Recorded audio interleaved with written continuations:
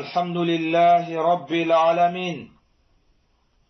ثم الصلاة والسلام على أشرف الأنبياء وإمام المرسلين نبينا محمد وآله وصحبه ومن اهتدى بهدى إلى يوم الدين. أيها الإخوة الكرام، أحييكم بتحية الإسلام ألا وهي السلام عليكم ورحمة الله وبركاته. أخيني والله سبحانه وتعالى أيتيغنا الله كيبلو تيغان دينغان قو أي مامنا كين الله بغنا تنكنا وسيدي يبانا كانكا وانتي فوفو مهو بسيني كموكيلو ني نغانتاني الله بان فاي آني كمني بأغر دوبغا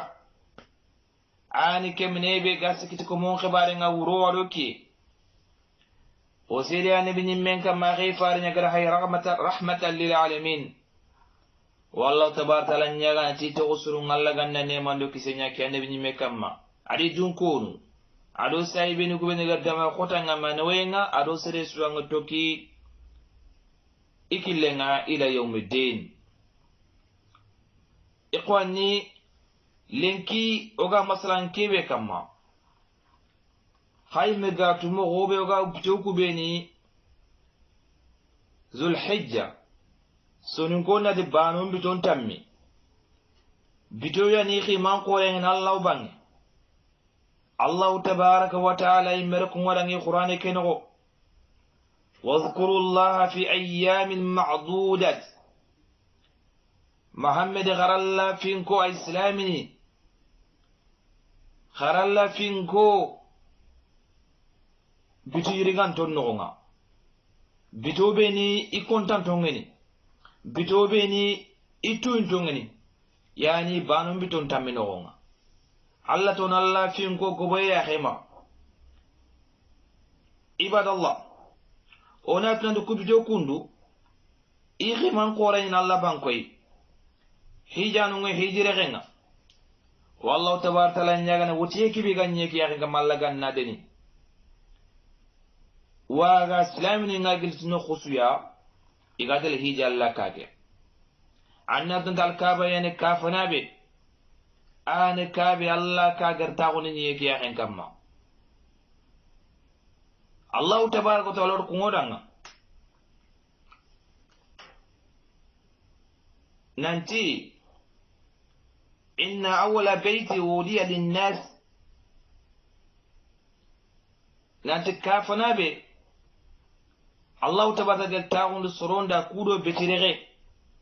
إن أول بيت ودي للناس للذي ببكة مباركة وهدى للناس كافنا بالله قرتاغون سرون دا كودو بتيرغي الله باتا أتغنين مكة بكة آن مكة مباركا بركن بينانو خيرين بينغا كاكي نييكي دينغراكي وهدى عدو كاندي للعالمين تجيكم منوندا فيه آية بينات مقام إبراهيم كاكي آياتنا آية الله كوافيني الله تبارك وتعالى كوينت فيني بينات إبانغان تونين مقام إبراهيم مثال داخو مقام إبراهيم السنجد غرانا آية أكوافتنا غدي ومن دخله كان آمنا ibega naro alkaba na honga ankenya sereya ginen kifin gel kilita kanonya jambe sun tankita wa man dakhalahu kana amina ibega naro makan honga ankilun tagu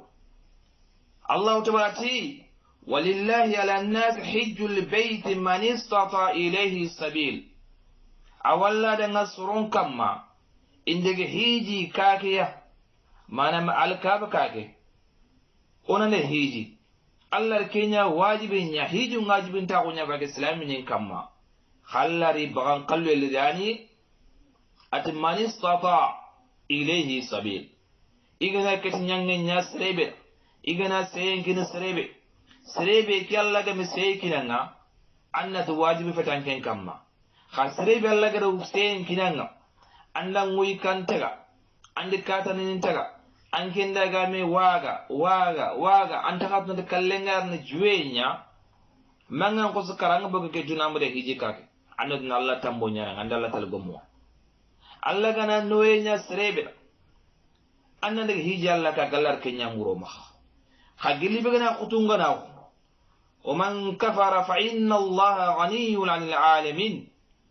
serebe gana kafira angana fisrin Allah ta'ala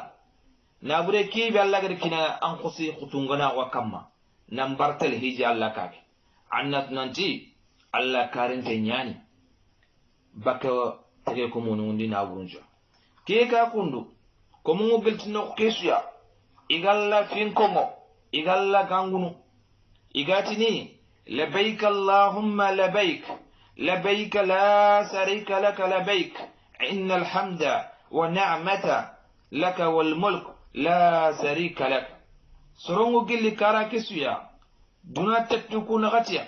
igatin labbaik allahumma labbaik labbaik kama oranyimi allahumma kama oranyimi labbaik la sharika lak oranyimi ankembe kapalla magantanga innal hamda tiyenga wa ni'mata adu nemanga lakal wal laka ananki Allah hada wal mulk adam mariye la sharika lak Allah kapalla masutanga hijanu wana daga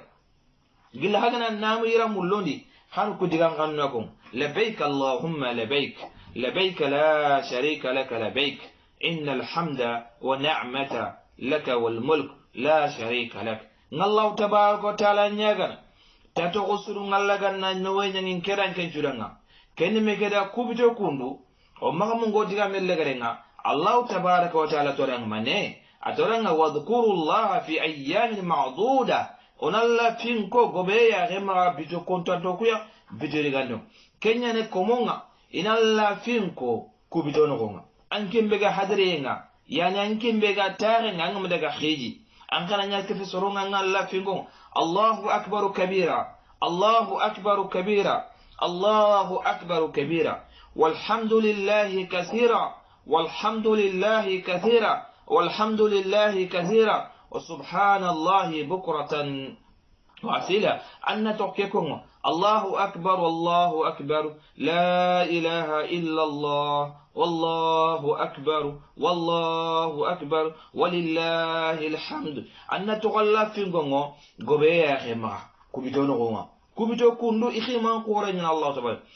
فارن صلى الله عليه وسلم ما من أيام عمل صالح فيها أحب إلى الله من هذه الأيام بدوس دونهم بانغاي يقول سرنيان نانكانو تكاتالا نانكو تكبتو تامكوندو عباد الله مغاد ورد ويمباتن نغانين سيتو كبتو نسانجانينيا سادا وقت مبتداني يورو كوبينيغر كبتو وردوم إيغا إكرا ولا وتي اندي وتو ولا سافر اندي وتو أنكي ميغا حديرينغا أنيون كينشانتنغا فوغو مانكتا أن الله تيغا أنن كمان بوتو surtout gadi ay ko bido tamno gonga ko tay gatin yawma arfa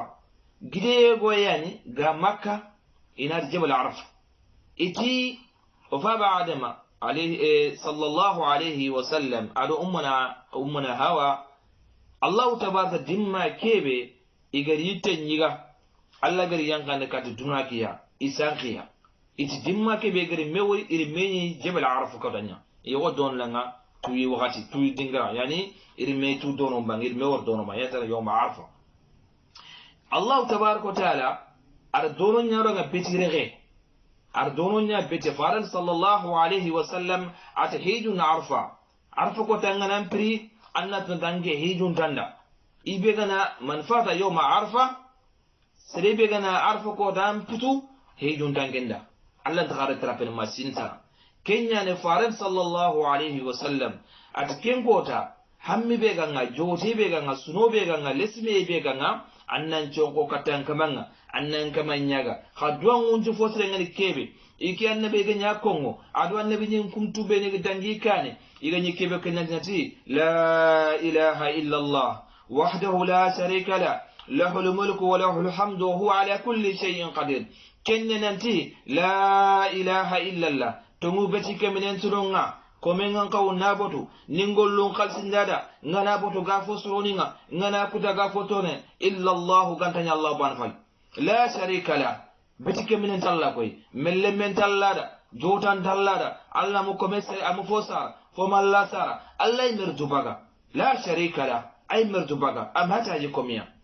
lahul mulk mereke sudamanga afol man nda fo gorenga asuna Allah yada dowre Allah akimre ngata faragini adamre memre nga faragini lenki tunga nyugo nyananga khumbene ananya sivilnga lenki jamangu ben nyananga daru jamangu ben nyananga lenki jamaya anta sare marna khallahu tabaraka yani ani marano ana tungabe aga ilu dungare no kota suya akilun tagun tongai kanne ganta kamma marana suya angane gele sogobanga ankilun cikin tanyana nyimen kamma yala ngangol le ban timo hon Allah tabaraka wa taala ani lahul mulku mareka suna ken Allah da walahul hamdu tige damman suna Allah da Allah banan kauna tige na'am hadisi ngono faran sallallahu alaihi wa sallam serebe ga makat nasrun tiga Allah talla khatiga na'am ke serebe ga utuna layya kinanga serebe ga layyan kinanga walla gar kemewtu na kinanga walla gar sukran chakudu na kinanga anga makata na kencere na tiga Allah talla khatiga Allah ke bigaran ku ya ko anga mamate agaran ku turu anga mamate agaran ku kittu anga mamate na haklen kinanga anga mamate na tawakon kinanga anga mamate angi ngati gele kammo anga ke ngalla ku banta Allah tige nganda ngar haklen kinanga tige nganda ngar nya safana Allah talla de ken faran sallallahu alaihi wasallam serebe ga makata na Allah subhanahu wa ta'ala tiga anga makatna surumma ma Allah dallaka kufan walahu alhamdu tigentuna Allah yadanga wa huwa ala kulli shay'in qadir Allah ni katinyangana Allah yan fofo suganga taran fofo dambe ngatu Allah tabaaraka wa ta'ala ala wasula fa idha qada amala fa inma yaqulu lahu kun fayakun Allah gana hataji kebe fala tasnan dentay khibar artistere sawra lamma atin kempo da ngata nya kempo nanya Allah na banin anu ahad as-samad alladhi lam yalid wa lam yulad wa lam yakul lahu kufuwan ahad ibadallah kubite kundu ikhiman qorenya ay kubito no gonga yawma arfa ke be gasfenga faran sallallahu alayhi wa sallam ibe gara yawma arfa sumi ibe gana arfa ko ma ko tanjum abu qatada hadithenga إجر الله فارن صلى الله عليه وسلم عن صوم يوم عرفة فارن صلى الله عليه وسلم يكفر سنة الماضي والباقي يكفر سنة الماضية والباقي يوسيام فنا مغسينة كبيرة دنجيار سيدة كبيرة عباد الله كودا باني أن سومي الله دعنا أن سومي براج موري الله تبارك وتعالى ينبغي مغسينه في البراج سينو في الجنوب الله ينبغي مغ ande kempa mukam kota bani kolot ande kenya suman kamandanga ankamanga anayamba makun ken kono ke chumini kumeni ga hijunga ay kumeni ga hijunga ikunku ikutuwa ngani kebe kwa gari hadisi nga farenga ko sallallahu alayhi wa sallam ati al hajjul mabrur laysa lahu jazaa'an illa al janna nad hijura gante hiju be ganya mo wobe gan qawa amma jigambure ko amma sare toro amma sare telefi anga de gande ge hiju nyang concentré hiju kamma hiju ngollu ngene kubeni de gamma farlanga kubeni ge gamma farlande su debere man na gane ngande siti an chonko ande tubu sagalla ata Allah tafarat sallallahu alayhi wa sallam at kenjere atay sagane kati korenga ko kotabe amagaro tijuna mo gobe yani ay sagane kati korenga ko aga sare agari dura kotabe sere suga no tijuna musumel anduru duro kelli جنوب بان تانا الحج المبرور ليس له جزاء إلا الجنة هجر غانتي اللاتي فارن صلى الله عليه وسلم أتتغالي سنتا كن غانتني الجنة خانكم بغا حدرينا أنكم بغا مميك دنغدر هيجي فارن تنغدنغنا سومي أنغنا سومي سينو fili Allah tabaraka yampanama sine ke be gano gonga ado sine ke be garne ammar ke ngol burunde bari mega Allah tabaraka ay fer suñe ganki bin sorobe ni ga dutangana gillallan kutuyunga ibadallah ke kota kundu akhi man qorenyen Allah tabaraka wa taala yimme yang kana dunake kamuya gatin malika nundanga harin ko mon pay